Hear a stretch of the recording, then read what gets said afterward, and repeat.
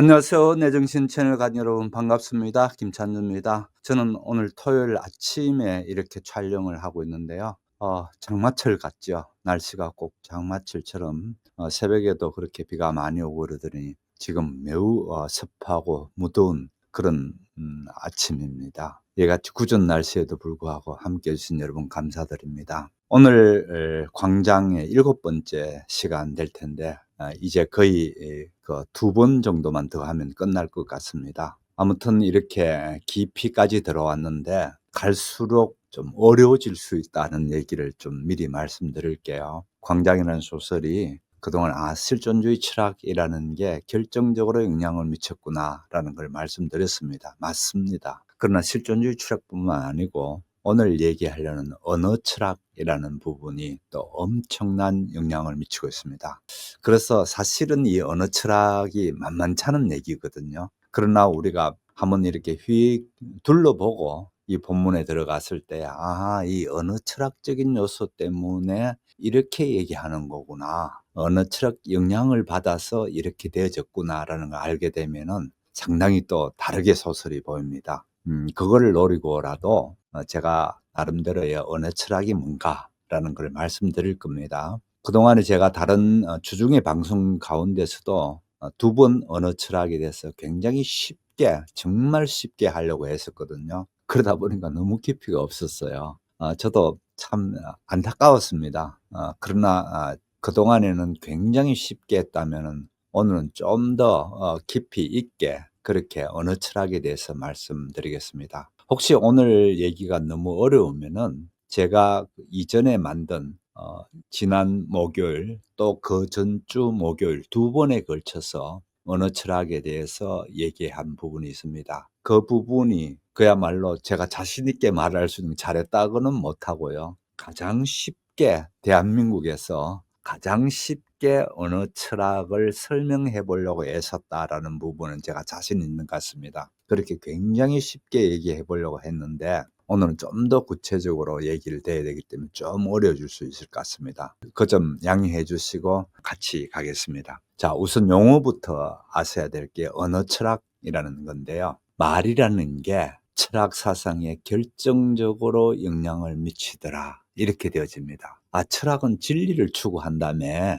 진리를 찾아 나가지 왜 말을 찾아가? 진리를 추구하는 과정 속에서 자세히 들여다봤더니만은 말이 결정적으로 언어가 말하고 언어하고 그럼 어떻게 다릅니까? 라는 얘기하면은 또 복잡해집니다. 그러나 간단하게 말해서 우리가 별 의미 없이 하는 말도 있습니다. 별 의미 없는 말, 예를 들어서 죽고 싶다든지 못 살겠다든지 뭐 그냥 입버릇처럼 힘들다고 말하는 사람들 있죠. 다 말은 말인데 의미가 없어요. 그런데 철학에서는 그런 의미 없는 말은 무시합니다. 언어라고 보지 않습니다. 언어는 반드시 어떤 뭘 갖고 있습니다. 그래서 언어와 말은 아주 다른 부분이긴 한데 그러나 이제 그런 것까지 따져 들어가기 시작하면 어려워지니까 대충 제가 섞어서 얘기하겠습니다. 아무튼 언어 철학은 이 진리를 찾아 나가는 데 있어서 언어를 잘 들여다보게 되면은 명확해질 수 있다. 진리가 드러날 수 있다. 이런 생각입니다. 그래서 언어를 잘 분석합니다. 그래서 분석 철학이라는 말도 씁니다. 언어 철학이나 결국은 분석 철학이나 같다라는 얘기고요. 결국은 이 같은 흐름을 이끌고 이 같은 부분에 우뚝 솟은 분이 위트겐슈타인입니다. 그래서 제가 위트겐슈타인에 대해서 2번에 대해서 말씀드린 적이 있고요. 아무튼 오스트리아 철학자입니다. 오스트리아 철학자인데 이 위트겐슈타인을 통해서 우리 철학이, 그러니까 그동안의 철학이라는 게 구름 잡고 노는 것처럼 보였다가 이게 수학적인 어떤 원리를 적용시켜서 굉장히 구체화시켰고 손에 잡힐 수 있도록 해줬다. 이래서 타임지가 1999년에 세계를 이끄는, 지금 현재 세계죠. 역사 속에서 세계를 이끄는 중요 사상 100인을 선정하는데 유일하게 철학자로서는 위트겐슈타인이 선정됐습니다. 아니 소크라테스가 더 유명한데 왜 소크라테스는 빼고 그랬는가? 아니에요. 그럴 정도로 유명한 사람이 위트겐슈타인입니다. 그래서 꼭 우리가 광장 소설을 읽기 위해서 위트겐슈타인을 하는 것뿐만 아니고 현대 사상에 이끌어가는, 현대 우리가 살고 있는 세상을 이끌어가는 중요한 사상자 중에 한 사람이 위트겐슈타인이다. 이 정도만 아시고 같이 한번 가보도록 하겠습니다. 우선 세 개의 명제를 가지고 얘기하겠습니다. 명제가 뭔가라는 부분은 제가 말씀드렸습니다. 자, 수학에서 가장 중요한 정의가 뭐냐는 거, 정의. 어떻게 정의를 하느냐라는 부분입니다. 삼각형은 별의별 삼각형들이 많습니다. 직삼각형, 정삼각형, 무슨 직각삼각형 등등 삼각형이, 많은 삼각형이 있더라도 삼각형의 정의는 딱 하나로 통합니다. 뭔가 하면 네 값의 합이 180도인 도형. 이렇게 되면은 모든 삼각형, 모양이 어떻든 간에 모든 삼각형이 끝나버렸습니다. 바로 수학의 힘이 바로 이런 데 있습니다. 정의를 딱 내려냈을 때에 그 정의를 통해 가지고 복잡하게 많은 삼각형이 있는 것 같은데 딱 하나로 내각의 합이 180도인 도형. 이렇게 되면 삼각형이 끝났습니다. 그 다음에 이게 원리 그론이 참 말 많습니다. 어디가 제일 그렇나요? 법원이 그렇죠. 법은 항상 이게 옳은가 그런가라는 부분을 판단해야 될 막중한 임무가 법원에 내려집니다. 참 말이 많은데 그것보다도 더 근본적으로 옳음과 그름의 문제를 따지는 게 말씀드렸다시피 명제라는 겁니다. 명제라는 걸 가지고 이제 철학의 언어들을 논리학처럼 그렇게 만듭니다. 사실은 논리학입니다. 분석 논리학 또는 언어 논리학이라는 학문이 따로 나옵니다. 그래서 이제 논리학을 만들게 되는데요. 그런데 여기에서 명제들이 나옵니다. 그 명제들이 나오는데 이 7가지 명제 가운데에 오늘 제가 얘기하려고 하는 것은 3가지 위트겐슈타인의 명제를 가지고 오늘 이 소설이 어떻게 연결되는가를 얘기하려고 합니다. 그래서 한번 와 보시면은 처음에는 언뜻 들으면 말이 안 되는 것 같아요.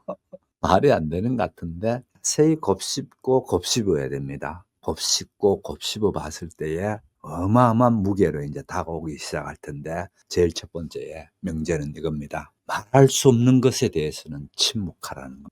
그거 뭐 아무것도 아니지 않나? 말 못하는데 가만히 입 다물고 있어야지. 그 정도가 아니고요. 문제는 그동안에 말할 수 없는 것에 대해서 자꾸만 말하려다 하니까 철학이 어려워지고, 철학이 어려워지는 게 아니고 세상의 진리가, 세상이 흐릿해지기 시작하더라는 겁니다. 이 말할 수 없는 것에 대해서는 좀 침묵하고 있어야 되는데 자꾸만 말해버리다 보니까 이걸로 인해서 혼탁해지더라는 겁니다. 이제 조금 이해가 되게 되죠. 우리 사회가 갈수록 어떻습니까? 분명해지고 맑아졌나요? 아니에요. 가면 갈수록 혼탁해져 왔다는 걸 아실 수 있습니다. 왜 가면 갈수록 혼탁해지는가 하면은 우리가 사용하는 말부터 사회를 자꾸만 혼탁하게 만들어냅니다. 그러다 보니까 이 모양이 되어져 있습니다. 대표적으로 철학은 뭐 사회 이런 것뿐만 아니고 가장 근본에서 얘기를 하고 있으니까 대표적으로 형이상학을 얘기하고 있습니다. 또 그다음에 윤리학에 대해서 얘기하고 있습니다. 형이상학이나 윤리학이나 쉽게 말할 수 없는 부분인데 자꾸 말려버리는 바람에 여기에 대해서 문제가 출발되는 첫 단초라 할까요? 첫 출발이 여기에 있었다는 겁니다. 단초가 여기에 있었다는 겁니다.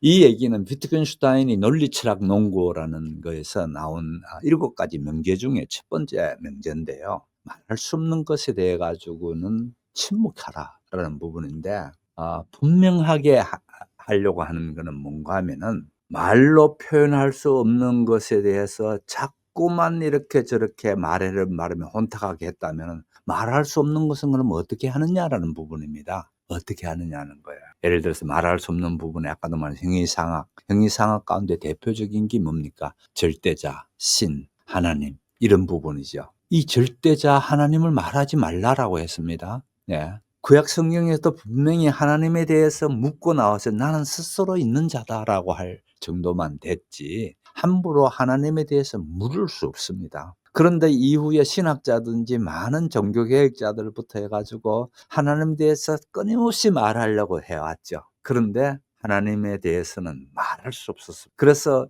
일찌감치 그 데우스 또는 하나님이라는 단어가 나오게 되면 발음을 하지 않았습니다. 이게 인제 히브리 전통이거든요. 히브리에서는 하나님이라는 게 나오게 되면은 말을 하지 않는 읽지를 않는다고요. 왜냐하면은 그 하나님이라고 읽는 말하는 순간에 하나님이 오염된다고 보는 겁니다. 하나님이 흐릿해진다고 보는 겁니다. 하나님의 권위에 도전한다고 보는 거고요. 하나님을 제한시킨다고 보는 겁니다. 이게 매우 중요한 사상입니다. 하나님을 제한시킴. 우리가 어떻게 하나님을 제한시키나요? 안 되거든요. 벌써 이런 게 있었습니다. 있었는데 끊임없이 하나님은 이런 사람을 마구마구 말해대는 바람에 잘 모르면서도 사실은요. 해대는 바람에 어려워지고 복잡해져 버렸다는 겁니다. 뭐 이런 얘기는 하나님 대표적으로는 하나님을 이렇게 볼 수가 있는데 이것 외에도 참 많습니다. 예를 들어서 윤리라는 거 한번 보세요. '절대 사람은 죽이면 안 돼.'라는 당연히 그렇죠. 윤리적으로 그러죠. 그런데 상황이라는 게 여기에 같이 맞물려 들면서 어떤 경우가 되어지는가 하면은 이 상황이 이 윤리적인 행동에 대해 가지고 매우 어렵게 만들어 버립니다. 예를 들어서 야밤에 히틀러의 군대를 피해 가지고 도망가는 가족들이 다 이렇게 인제 밤에 인제 도망가는 중에서 소리를 내면 안 되잖아요. 그런데 어느 아이가 울려고 하는 거예요. 우는 거예요. 그러니까 엄마로서는 어떻게 할 수가 없어서 나중에 엄마가 어떻게 하는가 하면 다 도망가고 난 뒤에 가 보니까 엄마가 안고 있는 아이는 죽어 있었어요. 왜인가 하면은 엄마의 생각은 이때에 '자 여기서 잡혀서 다 죽느냐 아니면 이 아이라도 희생시키면서 우리가 살아가느냐.'라는 상황을 판단했을 때에 그 아이의 코를 막고 입을 막아서 결국은 아이를 죽여 버리면서 갔어요. 이렇게 됐을 때에 인제 이 재판이 벌어집니다. 보통 어려운 문제가 아닙니다. 예. 바로 이런 경우처럼 윤리라는 것도 가만히 보게 되면요. '아 그렇잖아요. 사람 죽이면 안 돼.'라는 게 당연한 겁니다. 그죠? 당연한 건데 상황에 따라서 이게 어떻게 되느냐는 문제예요. 이런 것처럼 사실 만만치 않습니다. 예. 그래서 첫 번째에 말할 수 없는 것에 침묵하라라는 거를 제가 설명하다 보니까 이렇게 말이 길어졌습니다. 미안합니다. 그다음에 두 번째는요. 두 번째 명제는 언어의 한계가 곧 세계의 한계라는 얘기입니다. 결국은 내가 사용하는 언어는 내가 인식하고 있는 세계의 한계에 대한 그대로를 반영하고 있다는 겁니다. 결국은 다시 말하면은 우리가 인식하는 만큼의 언어를 말할 수 있을 정도에 불과하다는, 결국은 내가 말할 줄 모르게 되면은 인식이 고만큼밖에만 안 된다는 얘기가 되고요. 이거는 좀 이해가 되는 것 같죠? 그런 식으로 사실은 이것도 참 엄청난 뭐가 있습니다. 언어가 곧 세계의 한계다라는 부분인데요. 이 부분에 대해서 이제 두 번째 명제입니다. 저는 첫 번째 명제가 말할 수 없는 것에 대해서는 침묵해라. 그다음 두 번째 명제가 언어의 한계가 세계의 한계다라는 명제입니다. 그다음 세 번째 명제를 말씀드리겠습니다. 오늘 일단 세 가지만 이렇게 이 소설에 연결되는 세 가지가 있기 때문에 이 세 가지를 얘기하고 있습니다. 언어 게임, 맥락 속에서 의미를 갖는다라는 얘기입니다. 언어 게임이라는 말이 나옵니다. 이것도 좀 독특한 부분인데요. 언어 생활에는 분명히 게임을 할 때는 어떻게 되나요? 게임을 할 때는 반드시 규칙이 있습니다. 그죠? 축구 골키퍼 외에는 절대 공을 손으로 만지면 안 돼. 그죠? 발로만 해야 되는 경기. 이게 축구에 대한 게임 규칙입니다. 그죠? 이 같은 규칙이 있듯이 실제 우리가 생활하는데 가만 보면 언어 속에도 이 같은 규칙들이 있더라는 겁니다. 이 같은 규칙들이 있는데 이 규칙들 속에서 언어가 사용될 때에는 항상 똑같이 쓰이지 않더라는 겁니다. 다시 말씀드렸어요. 어떤 맥락에 따라서 그 게임이 되어지는 과정 속에서의 언어라는 거는 그때그때마다 달라지더라는 겁니다. 또 이 얘기가 인제 어려워질 것 같으니까 또다시 한번 얘기를 해 볼게요. 결국은 언어는요, 딱 한 가지로 고정돼서 딱 요렇게 고정된 가치와 가정된 게 모든 게 있는 줄 알고 있는데 사실은 그게 아니고요. 언어라는 거는 요렇게 한 가지로 딱 뭉쳐져서 딱 나타나는 게 아니고 매우 유동적이다는, 어떤 때는 마치 아메바처럼 이렇게도 되고 저렇게도 형태가 되어지는 게 언어인데, 그 언어가 이렇게 저렇게 유동적일 때에는 그 언어가 가진 의미가 자꾸만 이렇게 움직여져서 그렇게 되더라라는 겁니다. 의미. 예. 그러면은 제가 한 단어를 들어서 얘기를 해 볼게요. 사랑이라는 단어가 있습니다. 아, 사랑 좋지. 그러나 자세히 보게 되면요, 사랑이라는 게 많이 달라집니다. 예를 들어서 한때는 우리나라 그 텔레마케팅 하는 사람이든지 안 그러면 AS 하는 사람이 "고객님 사랑합니다." 이 얘기를 하면서 그다음에 얘기를 하도록 했습니다. 그래서 엄청난 문제가 생기기 시작하는 거예요. "고객님 사랑합니다. 뭐뭐입니다." 이런 식으로 이제 얘기를 하게 되는데, 젊은 여자아이들이 인제 그렇게 전화를 받게 되지요. 그렇게 했을 때 고객님 사랑한다니까 사랑이라는 단어가 매우 다양할 수가 있잖아요. 젊은 여자가 "내가 저 너 사랑한다." 가슴이 두근두근해서 좋을 것 같죠. 그런데 그 사랑이 무슨 사랑이냐는 거예요. 많이 다르거든요. 예. 단순히 지금 자본주의 사회 가지고는 결정적으로 이 사랑이라 했을 때 항상 여기에 같이 맞물려 드는 게 성적인, 육체적인 사랑이 같이 맞물려져 있습니다. 그런데 사랑은 항상 그랬나요? 그러지 않습니다. 역사 속에서 보면 많은 경우에 사랑이라는 거는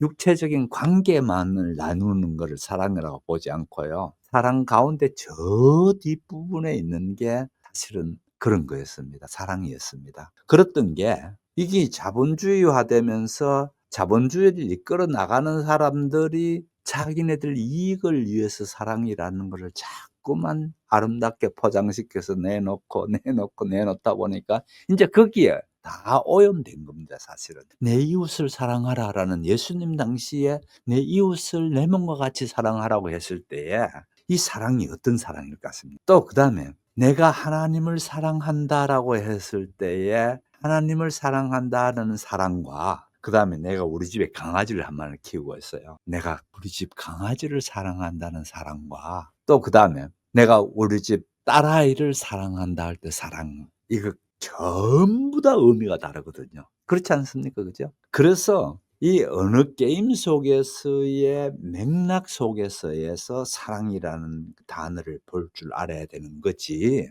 그러지 않으면 낭패 본다는 겁니다. 진리가 될 수가 없다는 겁니다. 그래서 제가 인제 세 가지, 미안합니다. 세 가지 제가 그 명제에 대해서 얘기하면서 이 세 가지 위트겐슈타인의 명제가 이 소설 가운데서는 어떻게 관계되는가, 이 얘기를 하려고 그럽니다. 그래서 앞부분에 길게 얘기했습니다마는 고거를 염두에 두고 인제 한번 보도록 하겠습니다. 자, 그러면 이 소설을 쓴 최인훈 작가님은 위트겐슈타인을 제대로 공부하고 알고서 쓸까? 네, 당연히 그럴 수 있습니다. 왜냐하면은 위트겐슈타인이 1951 년에 세상을 떠나거든요.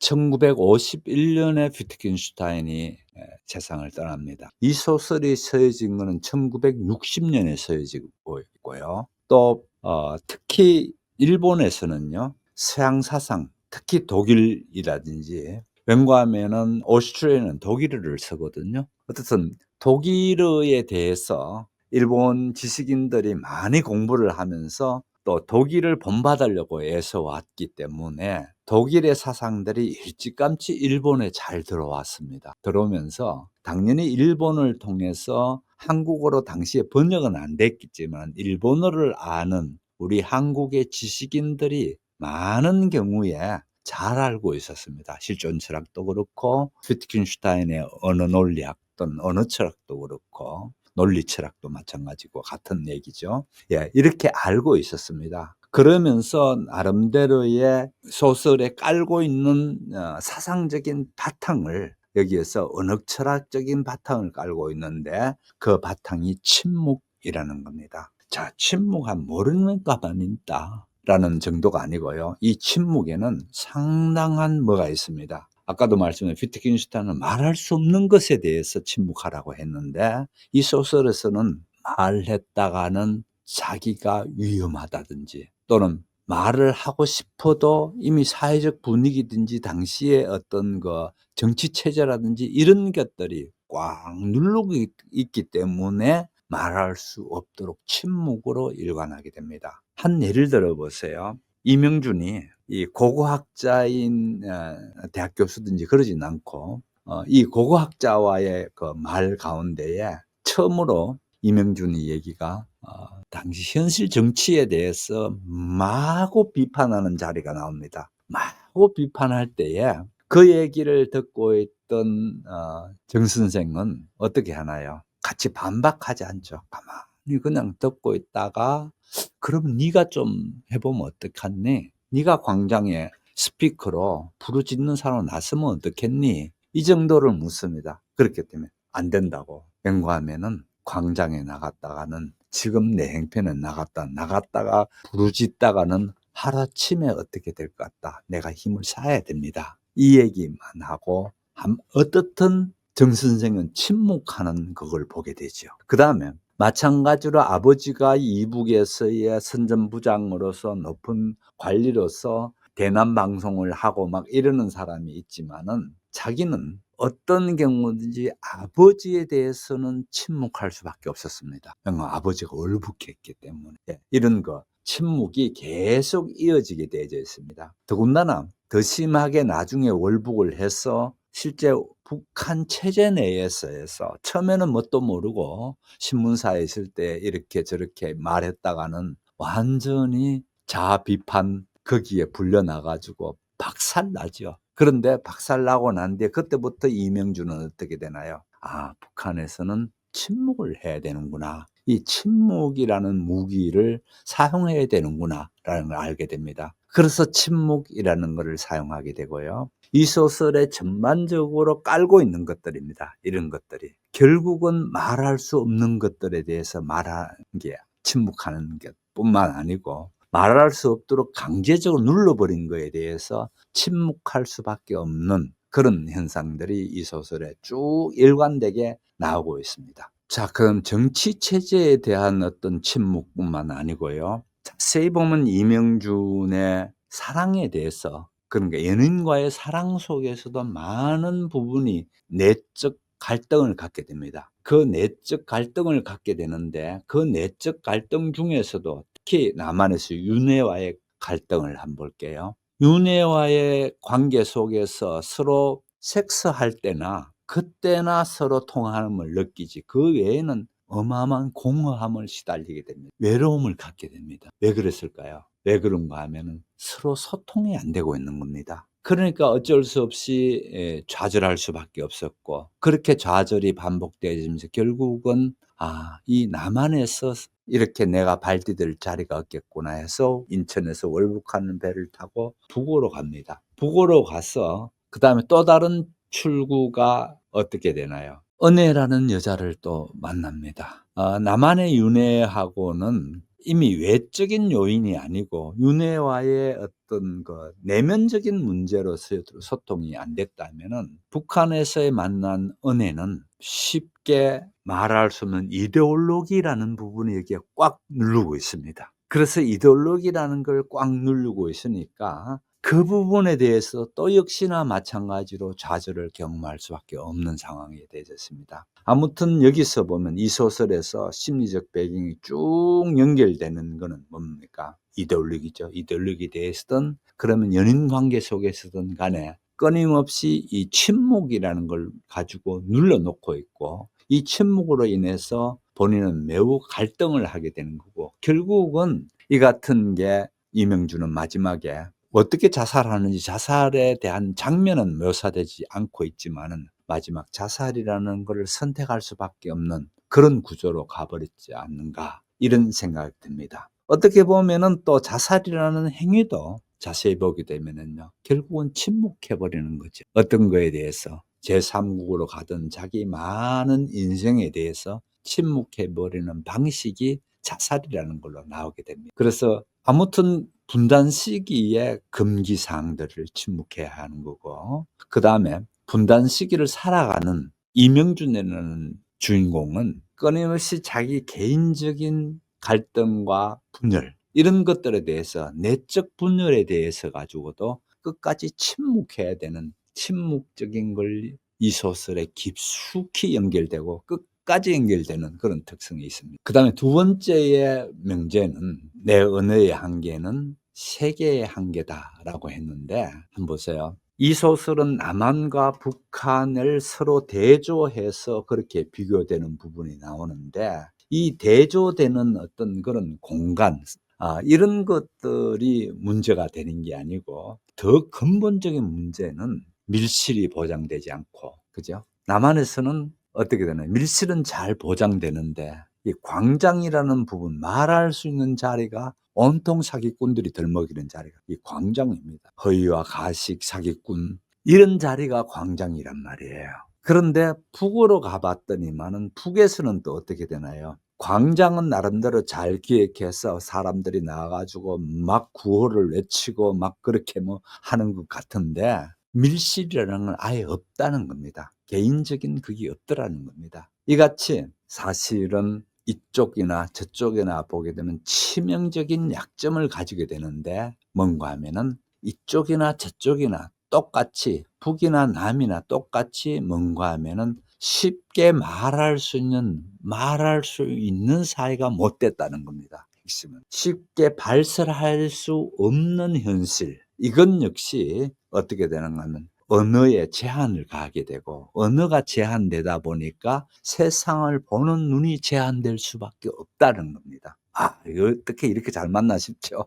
예, 맞습니다. 철학이라는 건 항상 원리를 얘기하고 있기 때문에 이렇게 딱 맞아떨어지게 되어 있습니다. 아무튼 북한에서의 그 관계되는 어떤 언어의 한계, 남한에서의 함부로 말할 수 없는 그런 언어의 한계, 이 한계들이 결국은 세상을 보는 한계로 나타나 있다. 이 부분들입니다. 특히 그 북한에서의 이명준이 한 얘기가 이런 얘기가 있습니다. 북한에는 자유가 없다. 게으를 수 있는 자유조차 없다. 이 얘기입니다. 참 표현도 잘했죠. 게으를 수 있는 자유조차 없다. 한마디로 북한에서는 게으름조차도 허용되지 않고 이념이라는 걸 가지고 딱 덮어 씌워놓고 게으른 놈은 어떻게 된다고요? 처단하게 되게 돼 있죠. 게으를 수 있는 자유조차 없는 게 북한입니다. 이런 식으로 극단적인 북한의 어떤 그런 이념이 갖게 되는 것과 남한에서의 어떤 그 당시에 이승만 정권만 하더라도 말은 자유 자유 그러면서 자유를 참 엄청 부르짖긴 했는데 남한의 자유가 그렇게 넘치도록 자유했나요? 그러진 않거든요. 권력 있는 자의 마음에 안 들면은 또는 정권을 갖고 있는 사람들의 눈에 봤을 때에 삐딱하단 말이에요. 그럼 가차없이 형벌이 내려가고 제한이 내려가게 되죠. 이것이 남한이었습니다. 그런데 어떤 그 반대라든지 어떤 비판이 허용되지 않는 사회, 이것 또한 남한의 사회였거든요. 그래서 결국은 비트겐슈타인식으로 얘기하게 되면은 언어의 한계가 어떻게 세계를 한계 짓고 있었는가라는 것이 이 소설 전반에 나오는 부분입니다. 그 다음에 마지막으로 게임에 대한 얘기를 하겠습니다. 자, 이명준이 경험하게 되는 언어 게임에서 보면은 제일 첫 번째 월북해서 경험하는 부분입니다. 월북해서 사용하는 언어가 남한의 언어하고 많이 달라져 있는, 예를 들어 대표적으로 동무죠. 걸핏하면 동무잖아요. 누구든지 다 동무로 통할 수 있는 참 평범해서 좋을 것 같지만은 또 한편으로는 실은 동무라는 단어가 얼마나 정감 있는 단어였습니까? 얼마나 그야말로 가슴 터놓고 얘기할 수 있는 그런 단어였잖아요. 그런데 북한의 이데올로기라는 것을 이용해서 동무라는 것을 다 그렇게 사용하다 보니까 어떻게 보면은 혼란이 오기 시작하는 거예요. 전혀 사기꾼 같은 사람이 나하고 친하다. 이렇게 되면 불편한 거죠. 그렇지 않습니까? 여러분 혹시 그런 거 못 느꼈나요? 괜히 상대편이 친하다고 그러는데 저 친구는 전혀 행편없는 사기꾼이고 그런데 내게 엄청 친한 행세를 하고 말을 하려고 그래. 그럼 매우 불편해지거든요. 똑같습니다. 그래서 언어라는 맥락이 그 맥락 가운데 동무가 북한에서 세워지는 동무와 남한에서 그나마 남아있던 동무조차도 상당히 길게 되어져 있는 게 대표적으로 동무가 있듯이 이렇게 언어라는 게 맥락에 따라서 많이 바뀌어져 있더랍니다. 특히나 해방이니 혁명이니 자유니 이런 단어들은요. 그야말로 엄청나게 오염되어 있었습니다. 엄청나게 이쪽 저쪽 할 것들이 다 오염되어 있어서 함부로 말할 수 없는 부분들이 되어져 있습니다. 그래서 이 소설에도 보게 되면은 별것 아니게 그냥 소설을 쭉쭉쭉 써나가면 되는데 한마디로 까칠하게 구는 부분들이 자주자주 보입니다. 그래서 누군가 그러더라고요. "아 불편해." 이 얘기를 했어요. "아 그냥 그렇게 하면 되지 뭘 이렇게 꼬치꼬치 따지고 그러나." 예를 들어서 윤회 집에 오토바이를 타고 막 가 가지고 밤에 갔습니다. 그래서 "아 우리 집에 오신 건 맞죠?" 그러니까 이명준이 뭐라고 얘기합니까? "네."라고 대답하지 않죠. "아닙니다. 윤회네 집에 온 게 아니고 윤회께 왔습니다." 이 얘기합니다. 보통 우리가 소설을 읽을 때는 '뭐 그런가 보다.'라고 지나칠 수 있는데 언어 철학적인 면에서는요. 이 굉장한 차이가 있거든요. 이런 것들이 군데군데 이제 나타나게 되거든요. 그래서 어떻든 우리가 형태만 이런 게 아니고 언어가 서로 대립하는 부분들이 문제가 됩니다. 언어가 대립하는 부분. 예를 들어서 은혜와 이명준은 깊은 그런 관계가 되어집니다. 깊은 관계가 되어지는데 인제 질문이 이렇게 됩니다.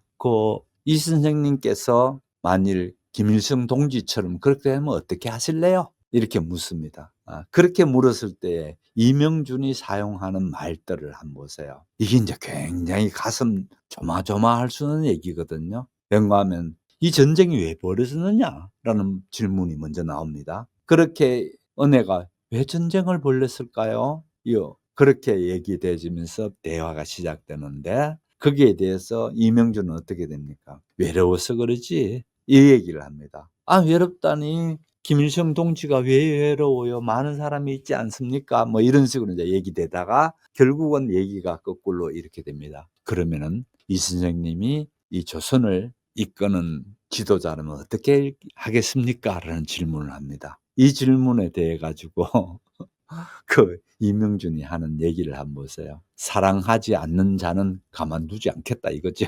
"모든 조선에 살고 있는 인민들은 반드시 사랑해야 된다. 사랑하지 않는 자는 죽음에 처하겠다." 뭐 이런 식으로 인제 하는 부분이 나옵니다마는 어떻든 그렇게 되는 그 안에 언어라는 게 여기에서도 굉장히 중요한 그러면 거기에 사랑이라는 것과 사랑하지 않는 자는 벌을 주겠다는 것에서 어떻게 되나요? 사랑이 허무하게 짝이 없이 되어 버리죠. 왜 그렇습니까? 사랑은 그같이 벌을 주는 용서하는 기름과 물처럼 서로 합해질 수 없는 부분입니다. 그렇잖아요. 사랑한다 그러면서 벌 주고 사랑한다 하면서 미워하고 예를 들어 가지고 뜨거운 아메리카노는 아메리카노지 어떻게 뜨거운 아이스 아메리카노를 달라고 하느냐는 거예요. 뜨거운 아이스 아메리카노는 없거든요. 그런 것들이 벌어지는 자리가 바로 인간 세상의 언어가 혼탁해지면서 세상이 혼탁해져 있다. 이 얘기가 전체 얘기입니다. 아무튼 그래서 그러면 왜 이 같은 언어 철학적인 걸 갖다 넣느냐라는 겁니다. 그럼 위트겐슈타인은 말할 수 없는 것은 침묵해라든지 또 언어는 맥락에서 이렇다든지 이런 언어는 보는 만큼의 세계가 언어다든지 이렇게 되어지는데 위트겐슈타인의 마지막 얘기는 무슨 얘기인가 하면 결국은 모든 것들에 대해서는요 함부로 쉽게 언어로 발설하는 게 아니고 쉽게 발설한다든지 말할 수 없고 쉽게 한정될 수 없고 쉽게 어떤 역할인지 알 수 없기 때문에 멈춰선다는 겁니다. 멈춰서서 깊이 사고하는 것을 유도하는 겁니다. 우리가 살아가는 세상 만만치 않습니다. 이 세상 속에서 멈출 줄 알아야 된다는 겁니다. 멈춰서 이 멈춤을 통해서 어떻게 생각하고 어떻게 행동하고 어떻게 판단해야 되는가라는 것들이 제대로 일어나지 않는다라는 게 이 소설의 한 중요한 주제 중에 하나죠. 그래서 우리가 오늘 길게 제가 어떻게 보면은 상당히 어려운 부분이긴 한데 이렇게 언어 철학이 이쪽 광장에 어떻게 연결되는가를 설명드렸습니다. 저 모스크바라 가게 될는지 모르겠어요. 모스크바? 명주는 어리벙벙했다. 네, 지금 당장이 아니고 명령은 봄쯤. 좀 자세히 얘기해. 모스크바에서 예술제가 있어요. 소비에트의 각 공화국과 동유럽과 중화인민공화국, 그리고 우리 모두 나오는 거예요. 무용 쪽에서는 최승희 연구소에서 많이 나갈 거라는 얘기를 들었지만 나라를 통틀어 대표하객실이 파견단을 만들 테니깐 국립극장 쪽에서도 얼마쯤 나갈 건 확실해요. 게다가 안나 동무는 소련 출신 아니에요? 길잡이 삼아 꼭 낄 테고 그리 되면 우리도 한몫 낄 수밖에 없잖아요. 안나 동무는 그 일로 오늘도 소련 대사관으로 갔는데 제가 나올 때까지도 돌아오지 않았어요. 명주는 번듯이 드러누웠다. 모스크바. 은혜가 모스크바라고? 안 된다. 그녀가 모스크바로 가면 다시는 그의 품으로 돌아올 수 없을 것 같았다. 아무 까닭도 없이 그런 느낌이 불쑥 떠올랐다. 얼마나 걸릴까? 뭐가요? 떠나기까지가? 아니, 거기서 머무는 사이가 말이야. 한 서너 너덧 달? 명주는 벌떡 일어났다. 아니, 뭐가 그리 오래 걸려? 예술제가 그렇게 걸리는 게 아니고요. 끝난 다음에 인민민주주의 국가를 한 바퀴 돌 모양이던데요. 앞서도 그랬어요. 아무튼 잘은 모르고 그럴 거라는 게 제 짐작이에요. 예술제는 확실하지. 확실해요. 문화 선전성에 통첩이 왔다니까요. 명주는 또 잠잠했다. 은혜는 조금 들뜬 말투로 이었다. 기쁘지 않아요? 아니, 어느 쪽이에요? 아니라면 알 수 있어요. 기쁘지 않다는 쪽이야. 어머나, 그녀는 놀라서 명준을 쳐다보았다.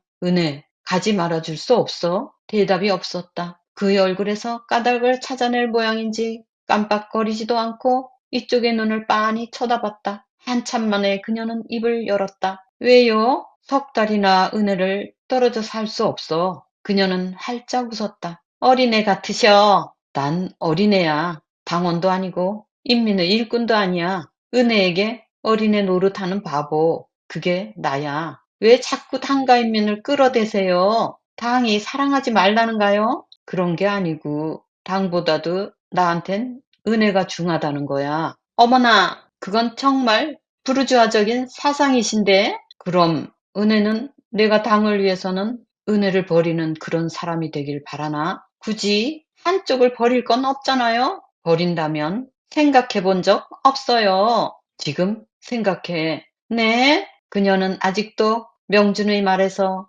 어느 만큼한 정말과 사랑의 농담을 갈라내야 할지 모르는 모양이었다. 다시 한번 말하겠어. 은혜, 모스크바엔 가지 말어. 글쎄, 왜 그러세요? 덮어놓고 가지 말라면, 그리고 제 맘대로 가고 안 가고 할 수도 없어요. 맘만 그렇게 잡으면야 무슨 핑계로든 안 갈 수 있지 않아? 그녀는 내놓고 언짢아 보인다. 난 내 마음을 어떻게 옮겼으면 좋을지 모르겠어. 하지만 은혜가 모스크바로 가면 우린 다시는 만날 수 없을 것 같지만 생각돼. 억지 얘긴 줄 알아. 한 번만 억지를 받아줘. 그래도 그녀는 말이 없었다. 은혜가 가서는 안 된다는 다른 까닭이 있는 게 아니야. 석 달이나 넉 달 갈라져 있는 게 그리 대단한 것도 아닐 테지. 하지만 지금 내 심정으로선 단 한 달로 갈라져 살 수 없어. 또 아까 얘기한 대로 이번에 은혜가 가면 다시는 내 품에 올 수 없을 것 같아. 왜 올 수 없는지는 모르겠어. 그렇게만 될 것 같은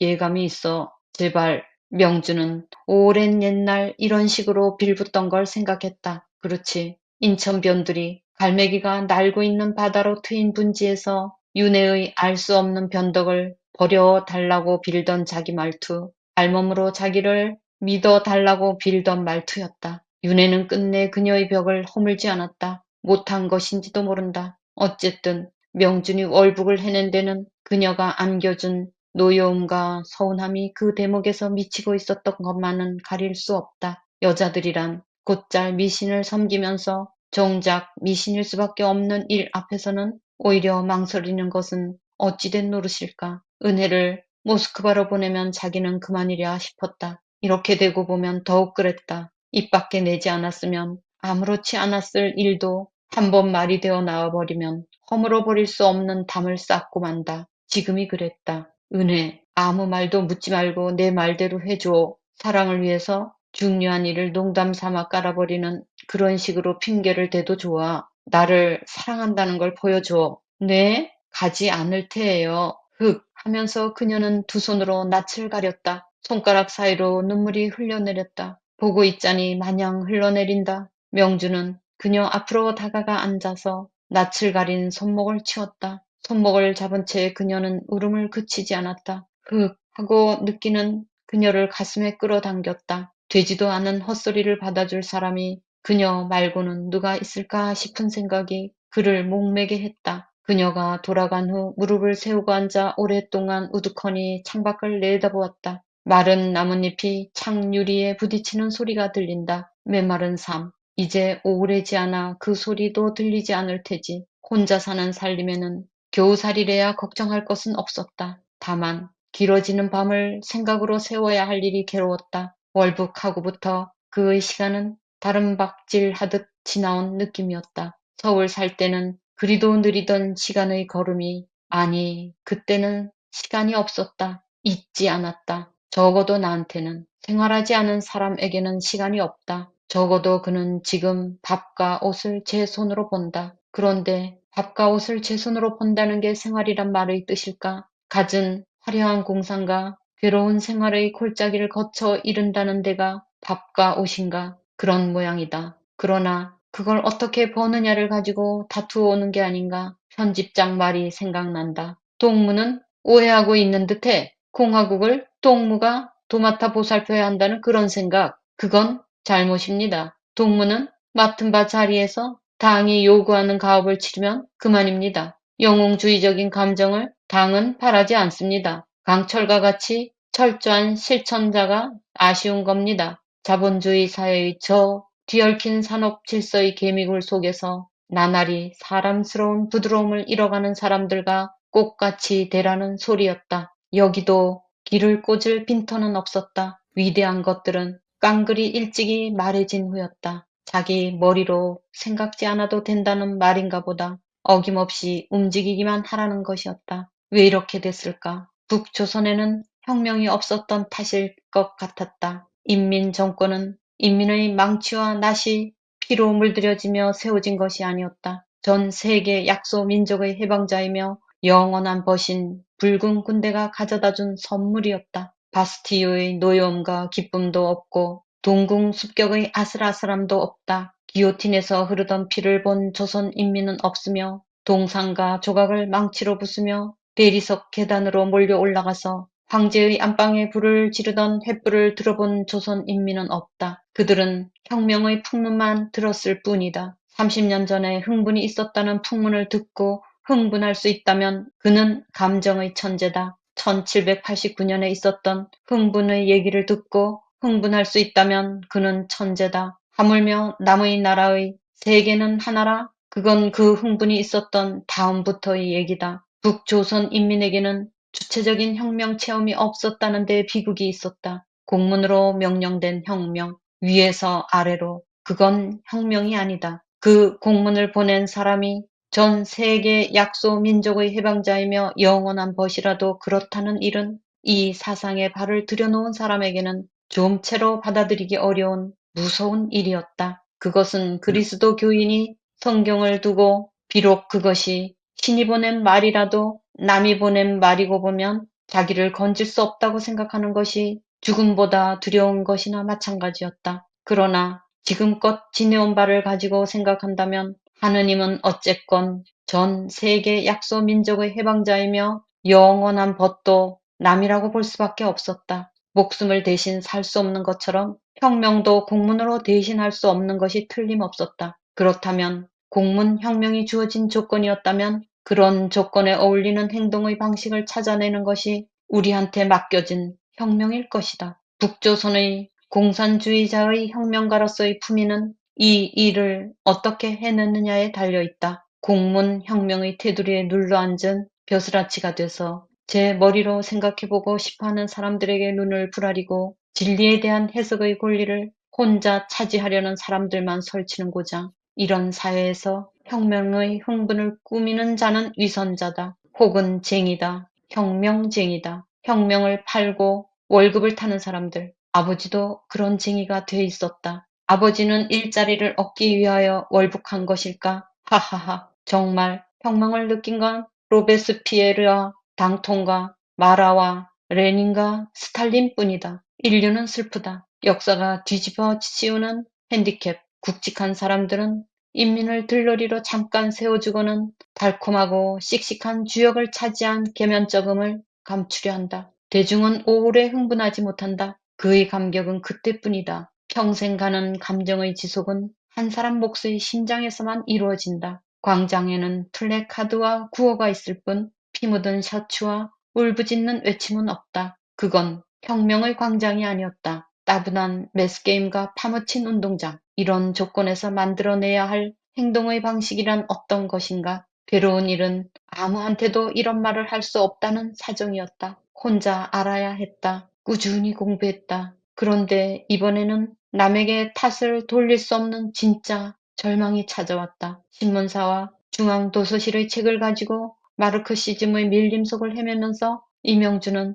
처음 지적 절망을 느꼈다. 참으로 그것은 밀림이었다. 그럴듯한 오솔길을 발견했다 싶어 따라가면 어느새 그야말로 일찍이 다져진 밀림 속의 광장에 이르는가 하면 지금 자기가 가진 연장과 차림을 가지고는 타고 내리기가 어림없는 낭떠러지기가 나서는 것이었다. 전 세계 약소 민족의 해방자이며 영원한 밭들도 이 밀림의 어디선가에서 길을 잘못 든 것이 틀림없었다. 그렇다면 이 밀림에는 다져진 길도 따라서 지조도 없으며 다 제 손으로 할 수밖에 없다는 말이 된다. 목숨에 대한 사랑과 오랜 시간이 있어야 할 모양이었다. 명주는 은혜마저 없는 평양을 견딜 것 같지 않았다. 은혜는 많은 여자가 그런 것처럼 꼭 어느 사이가 아니면 못 산다는 여자가 아니었다. 로자 록셈부르크가 될 수 없는 여자였다. 이 독일 여자처럼 몸과 마음의 괴로움을 경지학으로 풀이할 만한 배움도 없었고 나름도 그렇지 않았다. 그녀가 사상을 아랑곳 앉는데 명주는 가다가 놀랄 때가 많았다. 명준에게는 그것이 좋았다. 무지한 여자한테서 쉴 때를 얻자는 저 좋을 마련만은 아니었다. 될 수만 있으면 그녀와 바꾸고 싶다. 자기 영혼과 아무 탯줄이 닿지 않는 시대의 꿈에서 떨어져 있을 수 있는 그녀에게서 명주는 은총을 보았다. 신은 그가 사랑하는 자에게 생각의 버릇을 주지 않는 듯 싶었다. 그녀에 대한 이런 생각에는 나중에 따져보면 거짓이 섞였을지도 몰랐다. 그러나 어떤 사람이 어떤 때 스스로 참이라고 느끼는 일을 거짓이라고 잘라 말할 수 있는 사람은 누굴까? 은혜가 모스크바로 가겠다고 우겼다면 명주는 어떻게 됐을까? 그 생각은 그를 떨게 했다. 그녀가 울면서 그의 청을 받아들였을 때 명주는 분에 넘쳐 기뻤다. 그녀가 사랑스러웠다. 자리를 바꾸면 자기는 웬걸 그럴 수 있을 것 같지 않았다. 볼쇼의 테아트르에서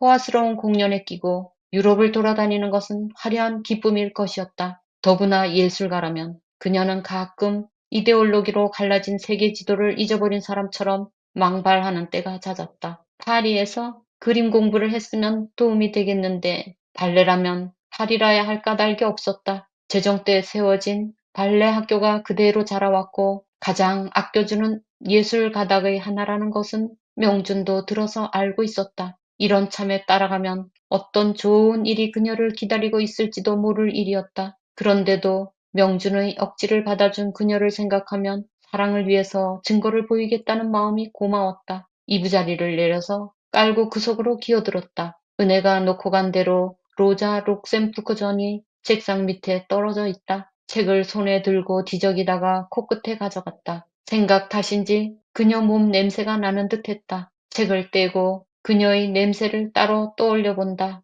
다시 책을 코끝에 댔다. 없었다. 처음 방에 들어와 앉았을 때 보았던 그녀의 다리 생각이 났다. 그렇지. 그녀의 다리가 내게 준 놀라움을 은혜는 모를 거다. 언젠가 그녀에게 지지 않을 만큼 갚으면 되지 않나. 갚겠다. 갚을 수 있다. 불을 껐다. 바람이 많이 부는 듯 나무가지를 흔들며 지나가는 소리가 큰 물 진 여울처럼 도도했다. 명준의 얘기입니다. 고전역힌 내라고 하는 이 짐승이 사랑스러웠다. 이제 안고 있는 그런 상황입니다. 그래서 은혜 하면서 불러 때는 네 이렇게 대답합니다. 그렇게 했더니 고전역힌 내 하는 이 짐승이 사랑스러웠다. 표현도 재밌죠. 맹구하면은 명주는 거칠게 그녀를 껴안았다. 그의 품속에서 그녀는 눈을 감았다. 늘 그랬다. 이 여자가 인민을 위한 예술 일꾼이며 여성 투상가 뭐 이렇게 하면서 이제 혼자서 생각하기는 하는데, 아무튼 그녀과의 이같이 깊은 정사를 나누고 난 뒤에 그 다음에 하는 얘기가 있습니다. 저 참 모스크바로 가요, 이 얘기를 합니다. 그러니까 명주는 깜짝 놀라서 뭐 모스크바? 이제 이렇게 묻습니다. 그랬더니 지금 당장 가는 건 아니고요. 명년 봄쯤에는 우리 예술단이 모스크바로 가기로 했어요. 이제 이렇게 되어집니다. 그러니까 이명주는 불쑥 그 얘기를 합니다. 얼마나 걸릴고, 떠나기는 뭘 떠나, 뭐 이런 식으로 서너 달 가 있다고 그럽니다. 그러니까 안 된다고, 못 간다고, 이제 그렇게 가지 말라고 이명준이 이제 매달립니다. 이 심리를 잘 봐야 하는데, 왜 그런가 하면 이명준은 남한에서 실패한 사람이지, 한마디로. 이명준은 윤회와의 관계 속에서 그나마 자기가 받은 상처를 윤회를 통해서 돌파구를 보려고 했는데, 전혀 돌파구는 고사하고 윤회와는 더 깊은 고독감과 더 뛰어넘을 수 없는 그런 벽을 경험하게 됩니다. 그러면서 이제 북한으로 가는 밀양선을 타게 됐고, 북한에 가서 그나마 또 만나게 된 게 아버지였는데, 아버지하고는 도저히 넘을 수 없는 벽이 있는 걸 알게 됩니다. 그러면서 아버지와 집에 있던 보따리를 사들고 나와서 하숙을 하고 있고요. 그러던 중에 만나게 된 게 지금 은혜지 않습니까? 그래서 은혜가 마침내 자기의, 아까도 말씀드린 이짐승이 사람스러웠다 이 얘기를 했지 않습니까? 그럴 정도로 무척이나 그렇게 은혜께 빠져 있었는데, 은혜가 이제 모스크바로 3, 4개월 정도 가겠다고 이제 이러니까 안 된다고, 어떻게 나는 떨어질 수 없겠다고 그렇게 하면서 매달립니다, 한마디로. 그렇게 매달리면서 안 가면 안 되겠느냐, 가지 말아 달라. 그러니까 가면 안 되는 이유를 얘기하라. 뭐라고 이야기를 말하기 전에 제발 좀 가지 말았으면 좋겠다. 뭔가 은혜가 그렇게 떨어져 나갔을 때에 다시는 은혜를 자기는 못 만날 것 같은 그런 불안감이 있다는 겁니다. 그러면서 가지 말라고 그렇게 됩니다. 그러면서 그대로 문장을 읽어볼게요. 은혜, 아무 말도 묻지 말고 내 말대로 해줘. 사랑을 위해서 중요한 일을 농담아 삼아 깔아버리는 그런 식으로 핑계를 대도 좋아. 나를 사랑한다는 걸 보여줘. 나를 사랑하면 가지 않겠다고 좀 하라는 겁니다. 그렇게 하니까 그녀가 두 손을 낯으로 가리고 웁니다. 그러면서 그 우는 은혜의 손목을 이렇게 갖추면서 그녀를 가슴에 끌어당겼다. 되지도 않는 헛소리를 받아줄 사람이 그녀 말고는 또 누가 있을까 싶은 생각이 그를 목매게 했다. 이제 명준이 그렇게 매달리게 됩니다. 가지 말라고 이제 그렇게 하면서.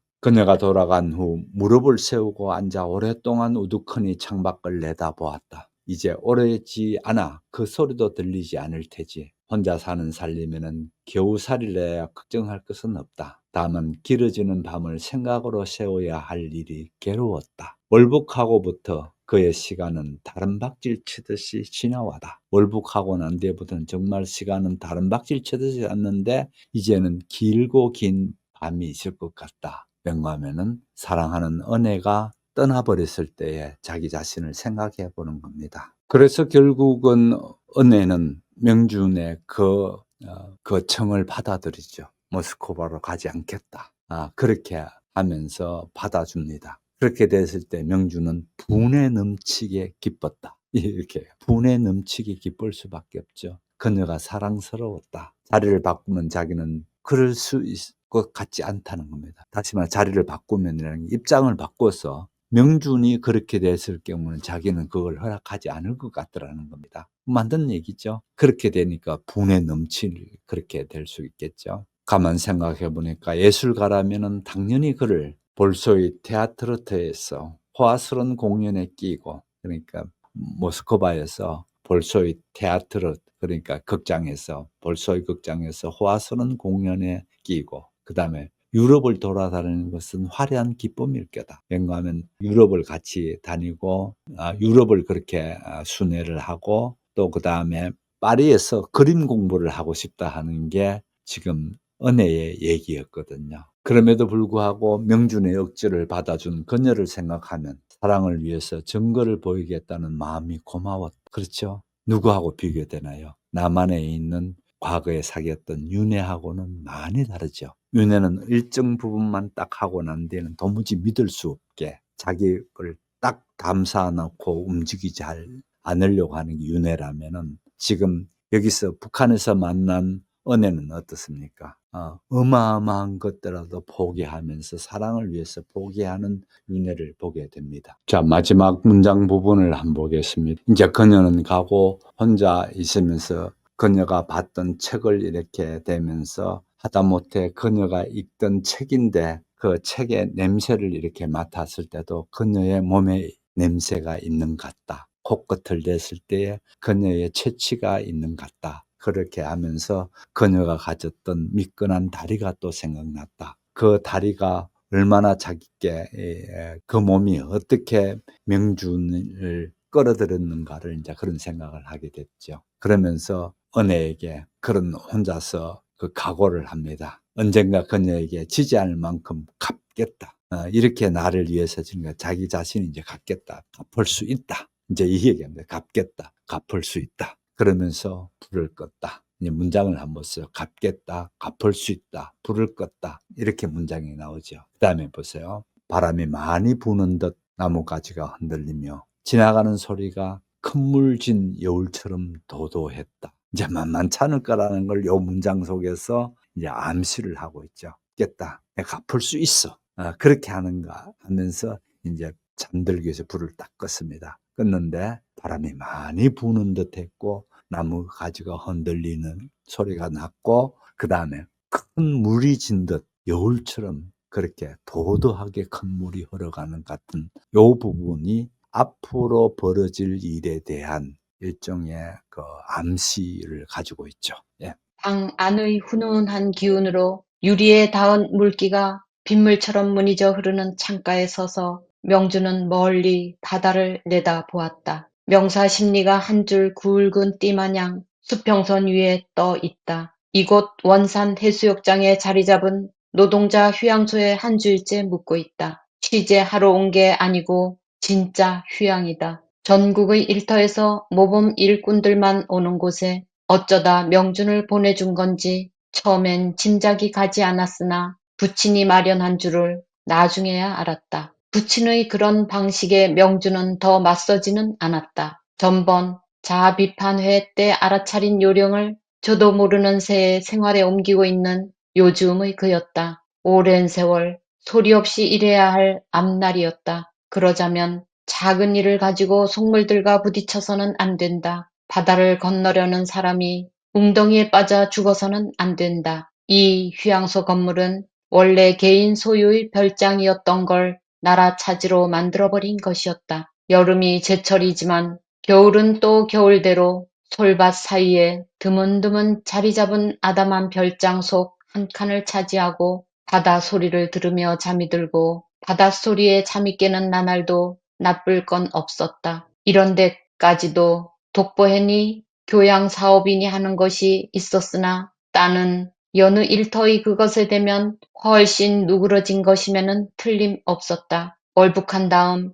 사회에서 쓰는 낯선 말에 익숙해지기까지 한동안 괴로운 말의 헛갈림을 겪었지만 이 교양사업이라는 것도 그 한 가지였다. 그때까지 명준의 말버릇에는 교양이란 낱말은 퍽 개인적인 겪음에 치우친 낱말로 돼 있었다. 그 교양이란 말에 이어붙인 사업이란 낱말은 글라디올러스 화분에 붙잡아맨 전기 모터처럼 영 어색하게만 보였다. 그러나 같은 말을 여러 사람이 되풀이할 때 거기 새 짜임새가 나오는 것이었다. 동무라는 부르기만 해도 그랬다. 누구에게나 들어맞을 부른말이 없었던 탓도 있었으리라. 변증법을 빌린다면 양적인 발전이 질적인 변화를 일으키는 현상이라고나 할까. 아무튼 이 휴양소에도 그 교양 사업이라는 게 여전히 있었으나 심한 것은 아니었다. 하긴 모처럼 마음과 몸을 쉬려는 곳에까지 고지곳대로 정치 교육을 한다는 건 어리석은 일이었다. 그런 탓으로 이 휴양소에 사는 사람들은 한동안이나마 마음의 시집살이에서 벗어나는 셈이다. 스팀 난방이 된 방 안에서 잠자리에 들 적마다 명주는 가끔 헛갈린다. 나는 부르주아의 외아들인가? 중앙정부의 높은 벼슬아치를 아버지로 가진 젊은 탕측에 왜 그렇게 생각하는가? 윗사람은 허술하게 입고 먹어야 한다는 건 한 번도 지켜진 적이 없는 동량의 거짓말이다. 꺼림하다면 이만한 호강이 아직도 당 지도층이라든가 모범 일꾼들쯤이나 누릴 수 있는 본보기에 머물러 있는 일일 게다. 그만두자. 이러니 나란 놈이 살찌긴 다 틀렸지. 아, 왜 자리가 높은 아버지가 전화를 걸어서 그 아들이 며칠 호강을 하기로서니 인민공화국이 결단 날까? 이명준, 시시한 소리 마라. 역사는 흔히 개가죽을 쓰고 호랑이 춤을 추지 않더냐. 때가 되면 개가죽은 헌 개가죽처럼 동댕이 쳐질 텐데 왜 어리굽게 앙앙거리느냐. 국으로 굿이나 보고 떡이나 먹어라. 큰 새의 뜻을 누가 알리오. 바둥대 봤자 아버지랑 그 또래가 이 사회를 한동안은 움직이게 돼 있지 않느냐. 죽은 사람들로 하여금 죽은 사람들을 묻게 하라. 맑은 겨울 날씨였다. 비쳐 보이는 하늘의 푸름에 대면 바다는 그보다 짙은 풀빛으로 그늘져 보였다. 오른편으로 멀리 2마리, 3마리 갈매기들이 너울거린다. 이런 하늘 밑에서 사람이 즐겁지 말란 법이 있을까? 내 나라의 하늘은 인류 풍류객이야. 결코 찌푸리지 않거든. 울부짖지 않거든. 멋쟁이야. 문이 열리는 소리에 돌아다 보았다. 식당에서 일하는 소녀가 간단한 아침 끼니와 신문을 가져왔다. 소녀의 뺨이 쟁반에 담아온 사과처럼 빨갰다. 명주는 그 뺨을 손가락으로 꼭 찌르면서 시시덕거렸다. 김동무, 오늘 아침엔 정말 이쁜데. 거짓말. 14살짜리 소녀는 애교도 없이 짧게 대답하고는 문간에서 혀를 낼름해 보인 후 문을 닫았다. 콩콩콩 발소리가 멀어져 간다. 명주는 흥겨워졌다. 한 손으로 사과를 집으며 신문을 펼쳐 들었을 때 그는 소리를 질러버렸다. 다시 기사를 들여다보았다. 지방 소식에 무용 예술 일꾼들 이곳에 크게 나 있다. 그 글자 뒤에서 은혜의 환히 웃는 얼굴이 기웃거리는 것 같았다. 그녀의 일행은 전국을 돌며 공연하고 있었다. 일행에는 모스크바로 가게 된 멤버들이 많았으나 은혜는 프로그램을 메우기 위해 같이 간다고 하면서 평양을 떠난 지가 열흘 전이었다. 지금쯤은 함경도 쪽을 돌고 있으려니 짐작하고 있던 그녀를 여기서 만날 생각을 하니 몸이 떨리도록 기뻤다. 공연은 1시부터였다. 그러고 보니 오늘은 일요일이었다. 트렁크 속에서 면도칼을 찾아들고 세면소로 달려갔다. 공연이 끝나자마자 그녀는 뒷문으로 빠져나왔다. 아니, 이렇게 대뜸 나와도 되나? 안 되긴. 그보다도 어떻게 된 거예요? 원산까지 왔다기에 불현듯 보고 싶어서 왔지. 그녀는 노려보았다. 명주는 그냥 웃었다. 쪽지를 받았을 때 마침 제 차례여서 대충 읽어보고 신발 속에 끼고 무대로 나갔지 뭐예요. 아무리 관람석을 훑어봐도 없지 않아요? 그래, 끝나고 들어와서 신발 속을 찾으니 원 간데온데 없단 말이에요. 그래, 혹시 무슨 잘못이 아닌가 했지요. 극장 뒷문으로 발레리나를 모시고 나오는 제가 쑥스러웠다. 그녀는 자본가들의 놀이개가 아니란 말이다. 떳떳한 예술 일꾼이야. 예술가는 애인도 가져서는 안 되는가? 난 패트런이 아니다. 그녀의 패트런은 인문이다. 이건 부르주아 사회의 무대 뒷 풍경이 아니야. 그런 구질구질한 꼴은 이 사회에서는 싹틀 수 없어. 그런 것은 좋다. 그렇게 생각하니 홀가분했다. 구경식당에서 끼니를 마치고 송도원까지 그들은 걸어왔다. 물 놀이터로 넘어서는 고갯마루에 올라섰을 때는 겨울해가 벌써 다 기울었다. 솔바람이 파도 소리보다도 요란했다. 송도원이라는 이름은 소나무와 파도란 뜻이 아니고 소나무가 일으키는 파도 소리란 말이 아닐까. 그런 생각을 하면서 명주는 옆에 걸어오는 은혜에게 말해봤다. 글쎄요. 그녀는 건성으로 치워버렸다. 그녀는 시무룩해 보였다. 방 안에 들어서면서 명주는 그녀의 낯빛부터 살폈는데 그렇지도 않았다. 전등불 밑에서 보는 그녀는 훨씬 밝아 보였다. 그녀는 먼저 머리수건을 풀고 장갑을 벗고 다음에 외투를 벗어 벽에 걸었다. 명주는 가만히 서서 바라보았다. 그는 흐뭇했다. 많은 사람들이 모인 놀이마당에 서 있던 여자를 자기 잠자리에 데리고 들어온 남자가 느끼는 으쓱함이었다. 명주는 그런 시시한 느낌에 맞설 수 있는 무언가 세찬 말을 하고 싶은 북받침에 사로잡혔다. 그녀는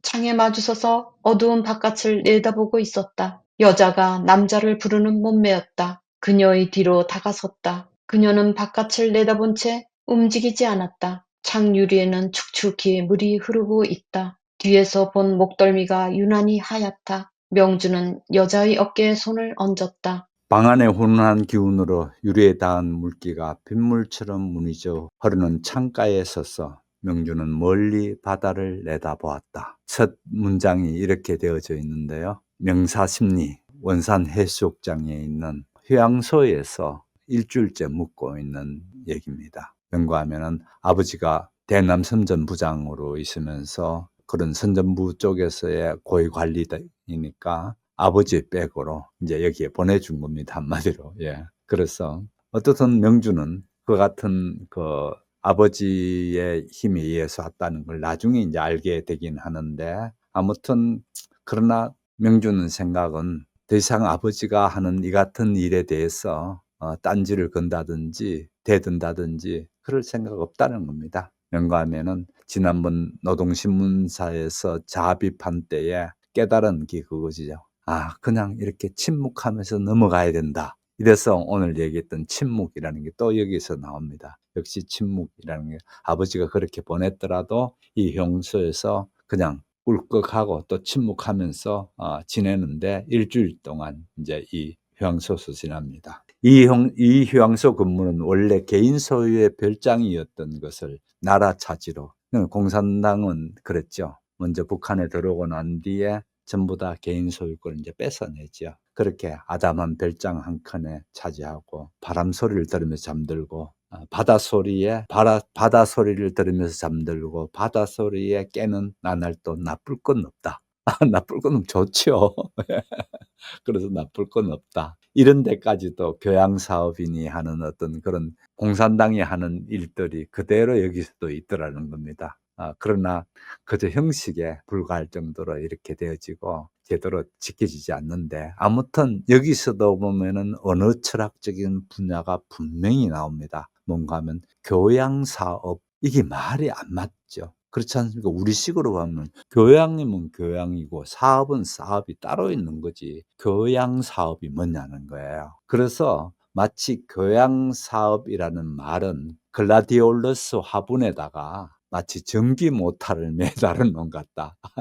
참 어색하게 그렇게 이제 보는 겁니다. 그렇지 않습니까? 그 천연 화분에다가 전기 모터를 달아놓고 뭐가 있나요? 전혀 뭐가 어울릴 수가 없죠. 같은 말을 여러 사람이 되풀이할 때 거기 짜임새가 나오는 것이었다. 이제 이 동무에 대한 말을 또 얘기합니다. 동무라는 말을 처음에는 상당히 거북스러워 자꾸 하다 보니까 자기도 또 거기에 들어가더라는 겁니다. 마찬가지로 교양 사업이라는 것도 자꾸 듣다 보니까 처음에는 마치 그 말도 안 되는 화분에다가 모터 달아 놓은 느낌이 들었는데 인제는 또 고지고대로 인제 그냥 간다는 겁니다. 아무튼 이 휴양소에서 벌어지는 이 교양 사업이라는 게 그냥 눈가림적으로 이렇게 하는 정도에 불과하고 뭐 이것까지도 그렇게 까탈스럽게 하지는 않더라. 인제 이런 얘기를 합니다. 그러면서 자신이 높은 벼슬아치에 아버지를 둔 덕에 마치 여기에 와 있는 젊은 탕치객 이런 얘기를 합니다. '내가 젊은 탕치객인가? 왜 그렇게 생각하는가?' 그러면서 인제 이 얘기도 합니다. "윗사람은 허술하게 입고 먹어야 한다는 건 한 번도 지켜진 적이 없는" 그렇지 않습니까? 윗사람이 허술하게 먹고 그렇게 한마디로 서민 대통령 예를 들어서 뭐 옛날에 그 노태우가 그랬죠. 보통 사람 노태우입니다. 전혀 보통 사람이 아니었거든요. 그렇지 않습니까? 말은 보통 사람 노태우 그렇게 했죠. 그런데 어떻게 되나요? 노태우만큼이나 우리 현대사에 들어와 가지고 행편없는 지도자가 없었죠. 그럴 정도로 아주 행편없는 지도자가 노태우거든요. 그런데 그 후손으로 나서 가지고 지금 아버지가 기업인들 엇박지르고 해서 뜯어놓는 돈을 가지고 돈을 불렸는데 그게 SK에 들어가서 SK에서 뭘 돈이 이렇게 됐으니까 이만큼 내놔라 하면서 이제 이혼 소송이 벌어졌는데 저는 그런 걸 보면서 생각해. 한마디로 험한 세상 산다. 제 자신이요. 참 험한 세상 산다. 그런 생각이 듭디다.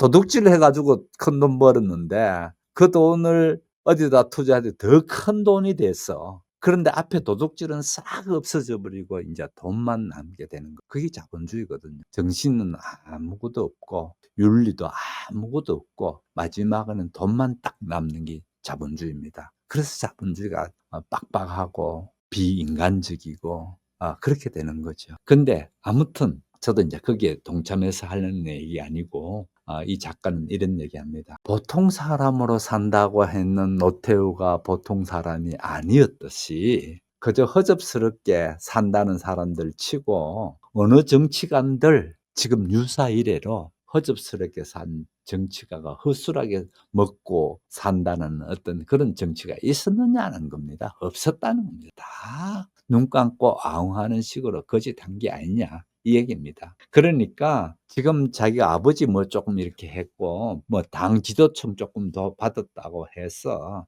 내가 그만큼 까탈스럽게 굴 필요가 있냐 이제 이 얘기입니다. 그 얘기를 하려고 이제 이런 얘기도 나오고 그러는데 아무튼 그럼에도 불구하고 이 자리는 모범 일꾼들이 와서 하는 휴양소거든요. 자기는 모범 일꾼도 아니에요. 그런 부분에 대해서는 마음에 이제 끌리는 거예요. 그러니 그다음 얘기를 한번 보세요. 그래 그만두자. 이러니 나라는 놈은 살찌긴 다 틀렸지. 이제 이렇게 이러니까 나라는 놈이 살찌긴 다 틀렸다는 생각이 많으니까 어쨌든 그렇게 됩니다. 아무튼 이명준 시시한 생각하지 마. 역사는 흔히 그다음 유명한 말이 나옵니다. 역사는 흔히 개가죽을 쓰고 호랑이 춤을 추는 것 아닌가. 와 멋있습니다. 역사에 대해서 신란하고 있죠. 예. 사실은 역사는 이런 부분들이 너무 많았거든요. 개가죽을 쓰고 호랑이 춤추는 게 역사. 또 그다음에 개가죽은 헌 개가죽처럼 동댕이 칠 텐데 왜 어리굽게 양앙거리며 국어로 굿이나 보고 떡이나 먹어라. 예, 이런 뭐 어떻게 보면 큰 새의 뜻을 누가 알겠느냐? 그렇게 바둥대 봤자 아버지랑 그 또래가 이 사회를 한동안 움직이는 동안에는 뭐 그렇게 묻혀가는 것 아닌가 이런 얘기도 합니다. 그다음에 보세요. 맑은 겨울 날씨였다. 이제 이렇게 이제 화면이 이제 딱 바뀌는 너무 징징거리는 쪽으로 소설이 계속되면 좀 그렇지 않습니까? 그런 게 소문이 확 바뀌면서 맑은 겨울 날씨였다. 식당에 일하는 14살 정도 먹은 소녀 아이가 쟁반에 사과, 신문 이렇게 들고 와서 이제 갖다 줍니다. 김동무 오늘 아침은 정말 이쁜데 이제 이렇게 한 얘기를 농을 걸어옵니다. 그러니까 이 14살짜리 소녀는 그냥 얘기도 없이 거짓말 이런 식으로 하고 이제 가면서 혀를 속 내밀고 이제 나갑니다. 그런데 신문을 펼치는 순간에 무용예술 일꾼들 이곳에라는 지방신문 큰 제목을 봅니다. 그 큰 기사 헤드라인을 이렇게 보면서 무용 일꾼들 두고 온 누굽니까? 은혜가 발레리나라 했죠. 무용 일꾼이죠 한마디로 이 사람들 표현을 하면 발레리나였는데 무용 일꾼이 이곳에 온다는 겁니다. 그래서 갑자기 은혜에 확 웃는 얼굴이 떠오르면서 그렇게 해서 은혜를 만나러 갑니다. 그래서 뒷문으로 가서 은혜에게 이제 쪽지를 이렇게 남기고 주고 공연이 있는데 공연이 있을 때 뒷문 공연 중에 뒷문으로 들어가서 연구하면은 그게 단장이든지 다 아는 사람들이고 이제 그러니까 쪽지를 남겨놓고 그렇게 나옵니다. 자 그렇게 해서 방 안에 들어서는 명주는 그녀의 낯빛부터 살폈는데 전등불 밑에서 보는 그녀는 훨씬 밝아 보였다. 그녀는 먼저 머리수건을 풀고 장갑을 벗고 다음에 외투를 벗어 벽에 걸었다. 명주는 가만히 있어서 바라보았다. 그는 흐뭇했다. 그 다음 문장 한번 보십시오. 많은 사람들이 모인 놀이마당에 서 있던 이 여자를 자기 잠자리에 데리고 온 남자가 느끼는 어색함이었다. 이 표현이 참 재미있게 했는 것 같아요. 예, 맞지 않나요? 그렇잖아요. 그렇게 많은 사람이 그 무대에서만 멀리서 볼 수밖에 없었는데 지금 명주는 어떻습니까? 이 무용 일꾼을 지금 자기 방에 데리고 와 있지 않습니까? 그러니까 어색해질 수밖에 없죠. 명주는 그런 시시한 느낌에 맞설 수 있는 무언가 새참 말을 하고 싶은 북받침에 사로잡혀 있었다. 그 다음 문장 볼게요. 그녀는 창가에 마주서서 어두운 바깥을 내다보고 있었다. 창가를 이렇게 해서 창가하고 마주서서 바깥을 내다보고 있었다고 합니다. 여자가 남자를 부르는 몸매였다. 참 멋있는 표현이죠. 그렇게 이제 뒤에서 이렇게 봤을 때에 그 발레리나이기 때문에 몸매가 얼마나 이쁘겠어요. 그래 뒤에서 봤더니만은 여자가 남자를 부르는 몸매를 했더라는 겁니다. 예. 그녀의 뒤로 다가섰다. 그녀는 바깥에서 내다본 채 움직이지 않았다. 창유리에는 축축이 물이 흐르고 있었다. 뒤에서 본 목덜미가 유난히 하얗다. 명주는 여자의 어깨에 손을 얹었다. 이렇게 되어지는 거였습니다. 그 다음에 그들이 만난 것은 3월 중순 국립극장 무대 뒤에서였다. 순회 공연에서 돌아온 은혜는 고단해 보였다. 그는 은혜를 한편 구석으로 데리고 가서 이렇게 말했다. 우리 예술단이 모스크바로 가는 게 어느 달이었지? 그녀는 낯빛이 금세 어두워졌다. 왜 또 그런 말을 하세요? 미안해. 요사이 내가 좀 이상해. 은혜가 이러고 있다가 그때 가서 훌쩍 떠나버릴 것만 같단 말이야. 어머나! 그녀는 두 손바닥으로 낯을 가려버렸다. 잘못했어. 저것 봐. 사람들이 이쪽을 본데도 그녀는 그래도 손을 떼지 않았다. 잘못했어. 날 봐. 날 보라니깐. 그제야 그녀는 손을 뗐다. 그녀는 빤히 명준을 쳐다보았다. 절 못 믿으시는군요. 그럼 그렇게 할까요? 마음대로 해. 그녀는 휙 돌아서 나왔다. 은혜는 따라오면서 속삭였다. 이따 저녁에 가겠어요. 그날 밤 그녀는 오지 않았다. 이튿날 저녁 신문에서 명주는 은혜 인행이 그날 아침 모스크바로 떠난 줄을 알았다. 자, 이 부분을 한번 보십시오. 그 다음에 그들이 만난 것은 3월 중신 국립극장 무대 뒤에였다. 순회 공연에서 돌아온 은혜는 고단해 보였다. 이제 3월 중순으로 이제 훌쩍 이제 뛵니다. 다시 또 말씀드리게 되면은 지금 이 소설은 이 배 위에서 과거에 있었던 일을 생각하면서 이렇게 머릿속에서 있었던 사건들이 툭툭 올라오기 때문에 너무 시간적으로 훅훅 이렇게 뛰는 거에 대해서 불편해 하시면 안 됩니다. 이렇게 생각하고 있어서 이렇구나라고 보면 됩니다. 그래서 아무튼 그다음에 또 인제 이렇게 이후에 만난 거는 3월 중순경에 국립극장 무대 뒤편에서 은혜를 만났다는 겁니다. 그래서 묻습니다. "우리 예술단이 언제 모스크바 가는 게 어느 달이지?" 그녀의 낯빛이 금세 어두워졌다. 왜 또 그 말씀을 하세요? 왜 어두워졌는가라는 거는 뻔한 겁니다. 왜인가 하면은 사실은 은혜는 모스크바로 가거든요. 사실은 갑니다. 가는데 어떻든요. "미안해. 요즘 내가 좀 이상해. 은혜가 이러고 있을 때가 그때가 가서 훌쩍 떠나버릴 것만 같아." 어머나 그녀는 손바닥으로 낯을 가려버렸다. 그래서 손바닥을 낯을 가리면서 거기서 또 웁니다.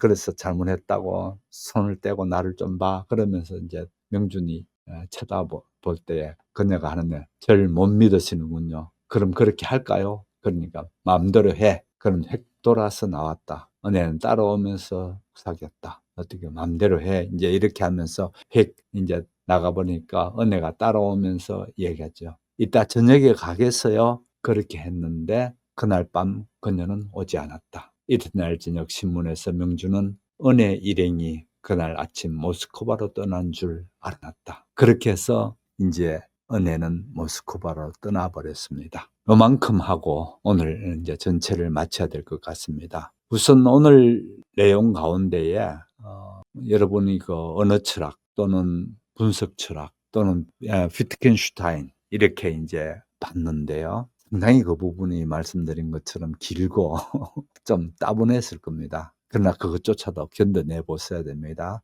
견뎌내시게 되면은 다음번에 또 이런 부분들이 언급되어지면서 그렇게 할 때에 훨씬 더 쉽게 여러분이 접할 수 있을 것 같습니다. 물론 이 소설이 끝날 때쯤 되면은 다시 이런 소설 전체를 두고 얘기할 자리가 또 있을 것 같고요. 아무튼 오늘 했던 얘기는 실제 이북에서 경험하게 되는, 이명준이 경험하게 되는 북한이라는 사회, 그 사회가 어느 철학적인 측면에서 봤을 때 말도 안 되죠. 그렇죠. 동무라는 말은 있는데 실제 동무인가요? 전혀 동무가 아니거든요. 또 그다음 교양은 교양이지, 또 거기다 교양 사업은 뭡니까? 어떻든 교양 사업이라는 거는 한마디로 정신 교육입니다. 뭔가 하면 또 한마디로 다시 말씀드리면 북한을 묶어 놓는 이데올로기 교육이에요. 이데올로기 교육이니 정신 교육이니 무슨 정신 무장이니 이렇게 되면은 딱딱하잖아요. 그래서 그걸 교양이라는 걸로 뭐랄까 그럴싸하게 포장. 누구든지 교양은 필요하거든요.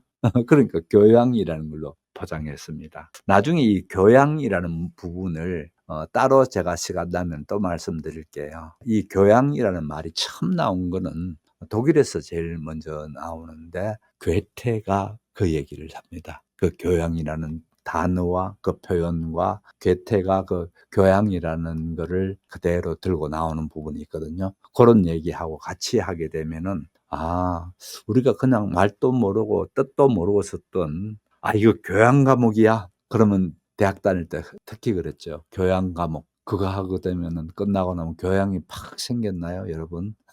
저는 그때 이걸 왜 교양 과목을 했는지 몰랐어요. 어쨌든 그런 게 교양이라는 게 따로 있습니다만 북한에서는 교양 사업이라고 합니다. 정신교육하는 거를요. 또 세뇌 교육시키고 하는 거를. 그런데 이명준이 봤을 때 이 세뇌 교육이라는 거는 사실은 마치 동물들에게 밥 줄 때 땅땅땅땅 쳐서 조건 반사를 일으키듯이 조건 반사를 일으키는 거에 불과한 것 같고, 또 교양 사업이라는 게 결국은 올바른 정신을 갖게 하는 것보다 사람들을 이런 방식으로 옭아매는구나라는 걸 알게 됩니다. 그러면서 여기 이제 해결 철학을 가져옵니다. 또 해결 철학이 양이 질을, 질이 또 양을, 이제 요런 부분의 얘기는 당장에 이해는 안 될 겁니다. 그러면 제가 오늘 비트겐슈타인을 했듯이 어떤 기회 되면은 해겔에 대해서도 또 장시간 길게 말씀드릴 겁니다. 그렇게 되면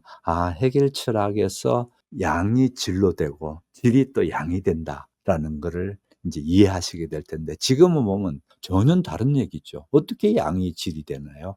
달 수 없다고 생각되거든요. 그러나 해겔 철학에서는 그렇게 되게 되어 있습니다. 아무튼 그런 식으로 해겔 철학 방식으로 북한이 보는 정신교육을 그렇게 보는 겁니다. 또 해겔 철학 방식으로 보게 되면은 진리는 이렇게 있다가 진리가 서서히 비진리로 옮겨갑니다. 그러면은 옆에 진리의 반대편에 있었던 그 사실이 이제는 진리의 자리로 차지하게 되는 이런 모양새들을 보게 되거든요. 이런 모양새들이 되어진 게 결국은 해결 철학 중에 중요한 부분인데요. 바로 공산주의는 이거를 이용하죠. 그래서 공산주의는 거짓말도 100번을 해버리면은 진실이 된다, 이겁니다. 참 이게 무서운 얘기입니다. 그래서 우리나라에 좌측 운동하는 사람들이 그렇게 입에 번지르한 거짓말을 해대고 그러는 게 뭔가 하면은 이 사람들은 거짓말이 문제가 안 돼요.